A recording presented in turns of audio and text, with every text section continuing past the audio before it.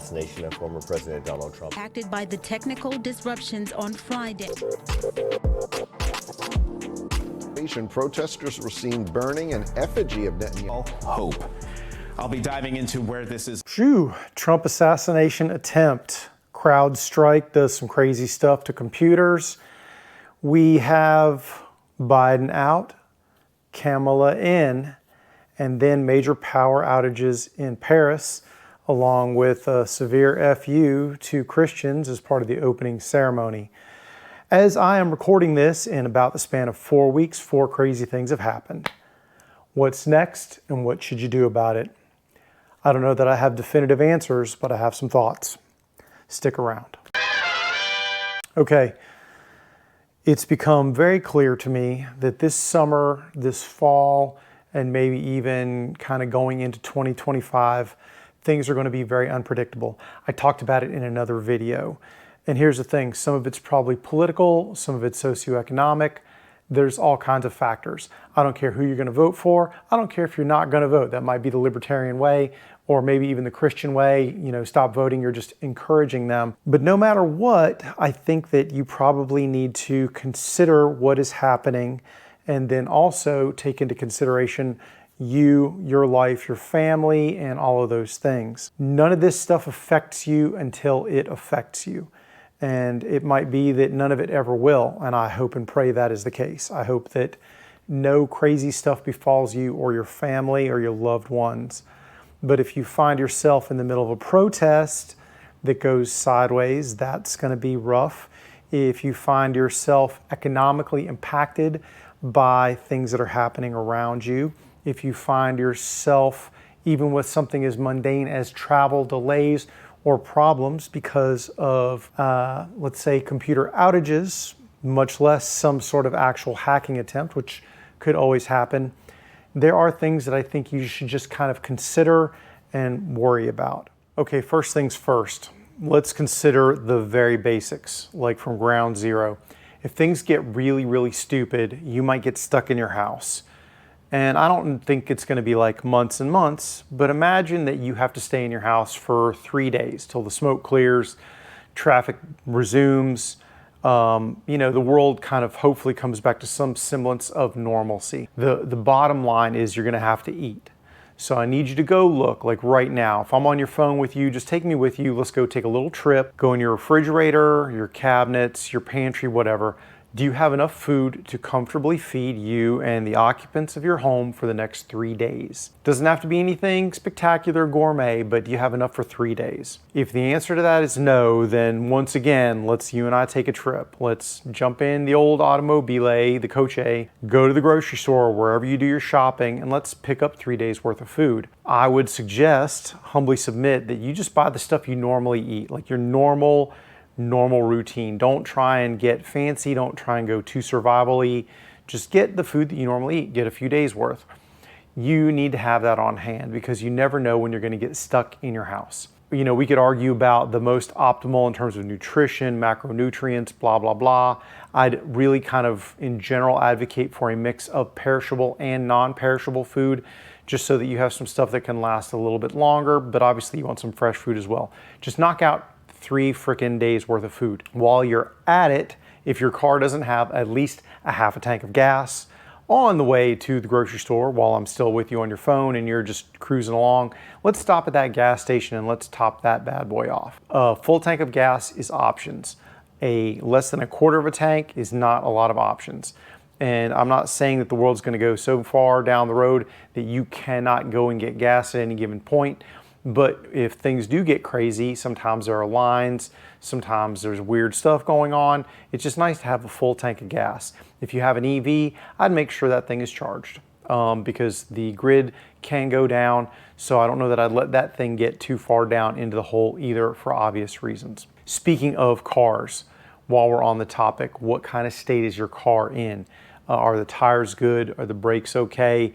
Has an oil change been performed at some reasonable interval? Windshield wipers, headlights, all that stuff. I'm saying this partially because I think that you need to worry about it, but also to kind of remind myself I'm in need of at least 2 tires on my vehicle. So this week coming up, that's what I'll be doing, is I'll be getting those swapped out. It's a silly thing and I just let it go too long, but I am going to get my tires in the state they need to be in for the rest of this year, the winter, and God forbid something crazy happens. When things start to go sideways, it's not the time to be worrying about the little things. And if your car breaks down on you when you're trying to get away from something or go to something, that's going to suck really bad. So if you can get that preventative maintenance done, if you have it in you time-wise, money-wise to do that, really guys, I'd think about scheduling it sooner rather than later. Kind of the next tier up, do you have a first aid kit in the house? Do you have a first aid kit in your car? And I'm not talking about just a regular first aid kit, although you probably want those. And guys, you can get like some cheap, decent ones on Amazon for like 20 bucks. It has like, you know, the boo-boo stuff. You can supplement it with whatever kinds of medication you need to have with you, painkillers, blah, blah, blah. But a real bare bones one, and I'll link to some in the description that I think are pretty handy, including the ones that I keep around. Those can go a long way. On top of that, I think that you probably want something a little more trauma-based, like a Dark Angel medical kit that has like a tourniquet, hemostatic gauze, chest seals, shears, gloves, things like that. I like to be prepared for everything from the tiniest boo-boo to anything that is survivable. And while I'm on the topic of that, guys, it's probably good to get some training. It's really easy to get an American first aid course and a stop the bleed course, and you've got like 99% of what you need to deal with survivable stuff. Now look, you know, if you are cut in half laying on the side of the road, and then it's been nice knowing you, and you know, the good Lord in heaven take you, but anything less than that, hopefully we can mitigate through our equipment and our training, get to some place where we can get patched back up, put back together. The human body is very resilient. People are very resilient, but some medical gear is important. It can make the difference between kind of a not fun day and a really bad day. And like I said, I like to have that in the house. I like to have it in the car because those are the 2 places where I think I'm most likely to need it. I am fortunate in that my workplace has a substantive amount of first aid equipment running around. If yours is the same as mine or similar, then you're not going to have to worry about it as much at work, I hope and pray. But if your office, work environment, whatever, is particularly lacking in those items, then it probably wouldn't hurt you to, 1, pick them up on your own, and 2, see if you can talk to your boss or whoever's in charge about getting that rectified, guys, because it's not just your butt, but it's all of your coworkers' butts as well that could be saved. There's all kinds of things we could talk about. I'm not going to go way down the rabbit hole, but I will say for the next like 5 or 6 months, I would very heavily scrutinize my travel plans. I personally am going to probably avoid any place that might be the epicenter of a protest, riot, or anything like that. And those typically center around population centers. Now, if you live in the middle of a city, guys, then you know the best advice I can give you is to know what time it is and make sure you're not around any sort of unrest if you can help it. But I'm going to avoid. Now, if your work, life, whatever takes you there and you have to go, you know, it is what it is, but keep your head on a swivel.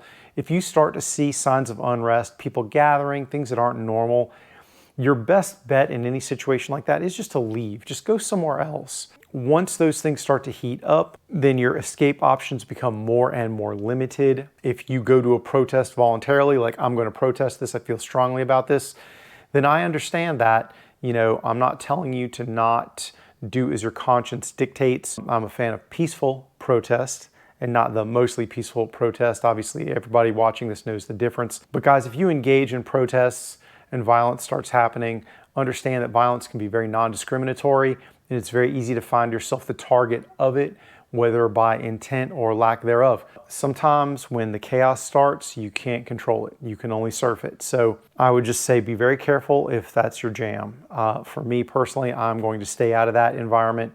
Not for me. I'll leave it to the young hotheads to deal with that. I'm old and I'm cranky and I just want to be left alone, and I feel like environments that are not conducive to being left alone. While I am on the topic of violence, and I've said it before, I'll say it again, I am 100% opposed to violence.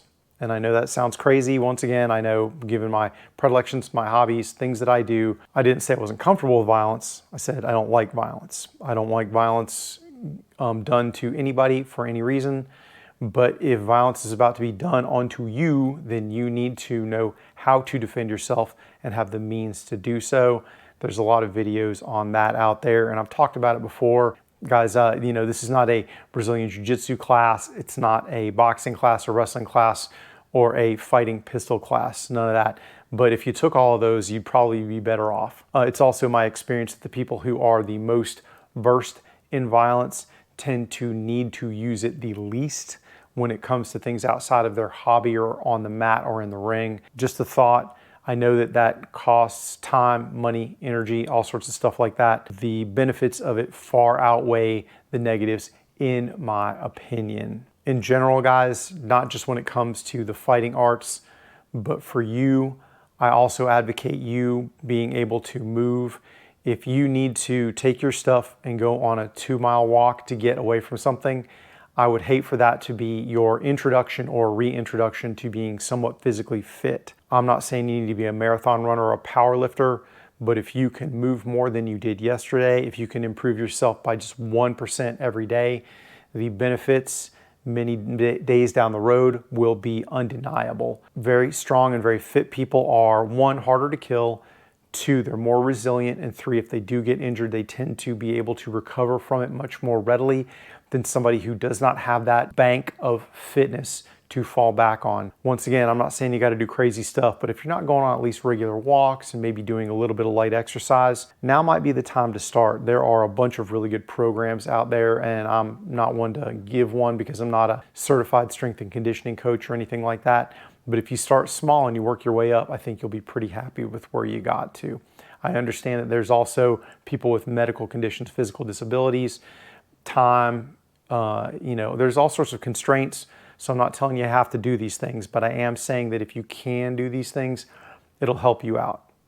In general, guys, like I said, you could go way down the preparedness rabbit hole. This is just like a handful of things that I think will probably help you out. And I hope that you don't have to use any of them. I hope and pray that the next 5-6 months for you is the most uneventful, boring, happy, fulfilling, and productive time in your life. But just based on the events that I'm seeing now, I feel like it's just going to keep getting dumber. I hope and pray I'm wrong, but if I were going to bet, guys, I'd put my money on weirder and dumber. I just would. And I feel like it'd probably be a pretty safe return on my investment. So plan accordingly, do what you can. I know that I normally spend a lot of my time talking about gear, guns, flashlights, occasional fitness, but every now and again I feel the need to do one of these videos. I just worry about what's happening, and like I said, I hope I'm wrong. But if this reaches like one person and they go, oh, there's some things I should change, and it helps them out, then I feel like it's time well spent on my part. You'll get some of this from me, but that other stuff is more my jam. And if that sort of stuff interests you guys, a subscription will definitely get you more of that same sort of content. I'll also mention, by the way, that if you hit the notification bell, anytime I put up something new, you're going to get first dibs at it. You're going to see what's going on. I know that sometimes YouTube isn't really good about putting things in your feed when your subscribers or your subscriptions actually come up. So it's a thought. I appreciate you watching this, guys. I know that it is either a scary topic or a dry topic, depending on your perspective, but I think it's an important one. I will probably sign off here. I said something to some students several times, and I realized that maybe it is something that I should share with you guys. Guys, if you tell me you can do something 1,000 times, I might start to believe you. But if you tell me you can't do something 1,000 times, I'm gonna probably start believing you. There's something to be said for what you tell yourself and what you tell others. So be aware of that. I'll end this here, guys. Thank you so much for watching. Take care, stay safe. I'll talk to you soon. Get 'em, Jay.